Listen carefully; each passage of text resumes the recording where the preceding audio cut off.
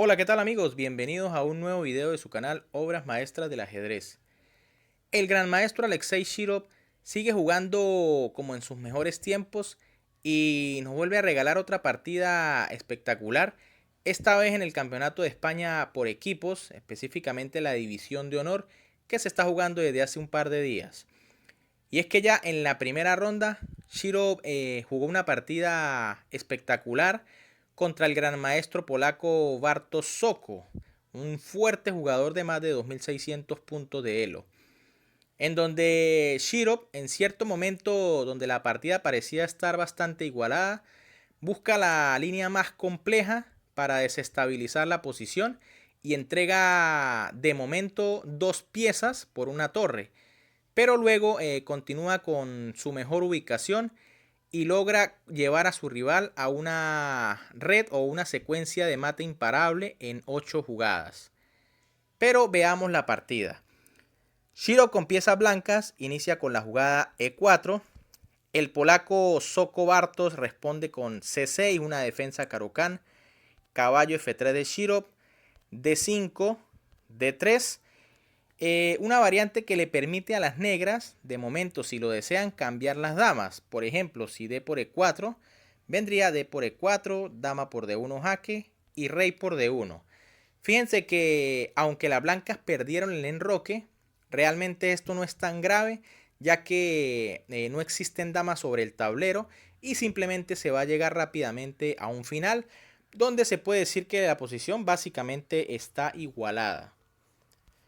En vez de eso, el gran maestro polaco decide jugar dama c7, evitando el cambio de damas.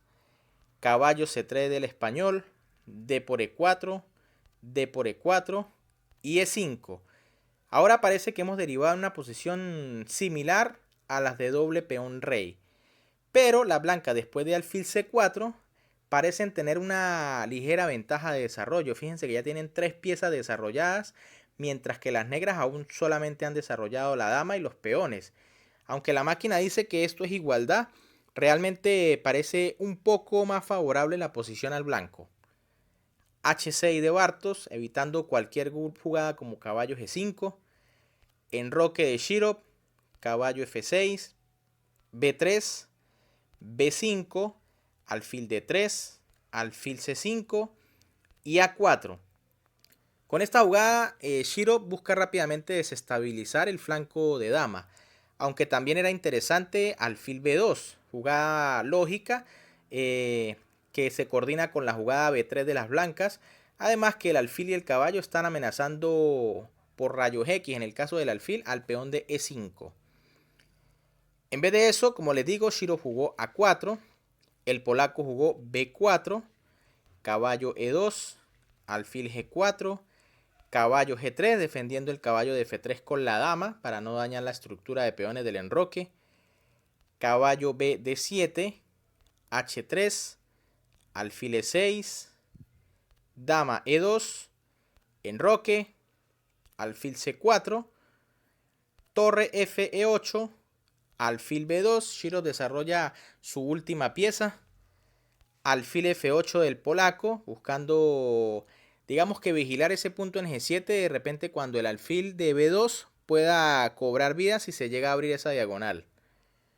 Torre A de 1 de Shiro, A5 del polaco, caballo F5, alfil por C4, dama por C4, caballo B6, dama D3 y C5. Fíjense que en esta posición la partida parece estar igualada, pero es en este momento cuando Shiro busca las complicaciones y consigue una línea bastante interesante y juega caballo por E5. Al parecer de momento está entregando dos piezas por la torre y sabemos que realmente las dos piezas son un poco más fuertes que una torre. Era posible en este momento una jugada más conservadora como dama E3.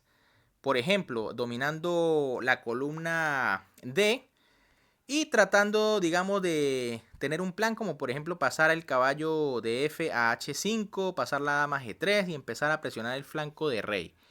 Pero Shiro, fiel a su estilo, como les digo, jugó caballo por E5. torre por E5 del polaco. Y ahora Shirov nuevamente se mete en la candela y prende fuego en el tablero con caballo por H6 jaque.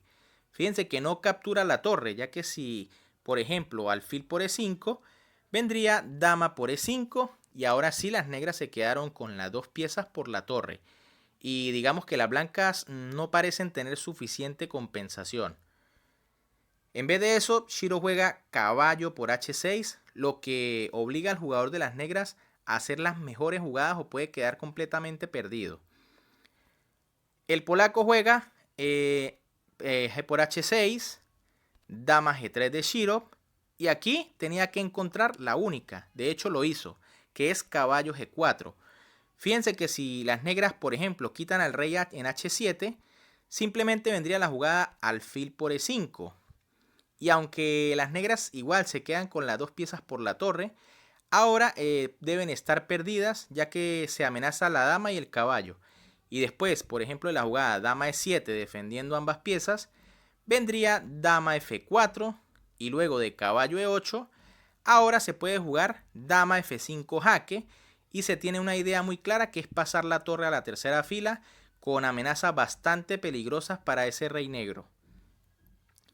Por eso el jugador de las negras consigue la única jugada que es caballo G4, se cubre el jaque y luego Shirov juega alfil por E5. Fíjense que si por ejemplo en este momento las blancas se les ocurre hacer dama por G4, sería una jugada bastante perdedora porque las negras cuentan con el recurso torre G5, se tapan el jaque y ahora quedan con una pieza de ventaja. Por eso Shirov juega alfil por E5 primero, dama por E5 de las negras, dama por G4 jaque, alfil G7 y torre D3. Ahora hemos llegado a una posición donde en efecto las negras tienen dos piezas por la torre y Shirov tiene además dos peones que le compensan esa, digamos, pequeña desventaja. Pero la cuestión está en que las piezas negras se encuentran bastante descoordinadas. Fíjense en el caballo de B6. Es una pieza que realmente no tiene buenas casillas a donde moverse.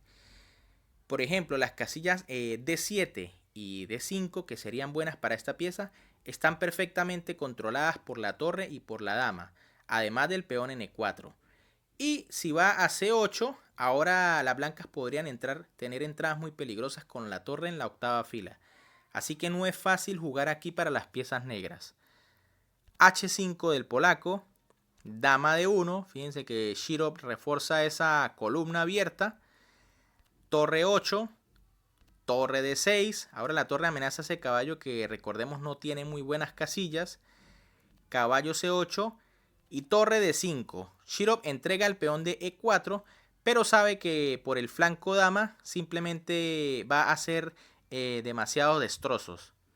Dama por E4, torre por C5, H4 y torre por A5. Ahora las blancas tienen 3 peones a cambio de la torre por las dos piezas.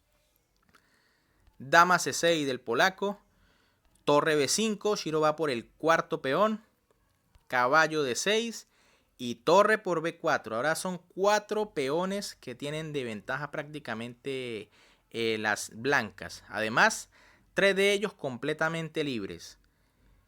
Caballo E4 del polaco, dama F3. Ahora la dama también empieza a pasar con gran fuerza. Dama D5, torre E1, se amenaza el caballo. F5, torre B5, dama D2, torre D1, dama por C2 y torre por F5. Las blancas mantienen sus 4 peones. Caballo C3 de las negras, torre D7. Y ahora las negras hacen la jugada torre E6, lo que permite un mate en 4 jugadas que Shirov increíblemente omite. En esta posición realmente hay 2 mates, uno en 4 jugadas, que es el que no ve Shirov, y uno en 8 jugadas, que es el que logra ver el español. Es increíble, pudo ver el mate en 8 jugadas, pero no pudo ver el mate en 4 jugadas. Te invito a que pares el video y trate de ver a ver cuál logras observar, el mate en 8 o el mate en 4. Bien, El mate en 4 jugadas que no vio Alexei Shirov seguía después de torre F8 jaque, alfil por F8. Fíjense que si en este momento rey H7, ahora el mate estaría más cerca por dama H5 jaque, torre H6, torre por G7 jaque, rey por G7 y dama F7 jaque mate. Pero después de alfil por F8, entonces se seguiría con dama F7 jaque, rey H8 y dama por F8 jaque mate. Estos mates fueron omitidos por Shirov.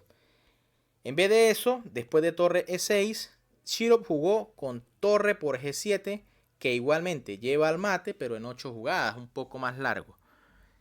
Rey por G7, dama G4 jaque, torre G6, dama de 4 jaque, rey H7, dama por H4 jaque, rey G8, dama de 8 jaque, rey H7, dama E7, rey H8 y dama F8 jaque, tras lo cual el polaco decide abandonar inmediatamente porque simplemente está mate en 2 jugadas.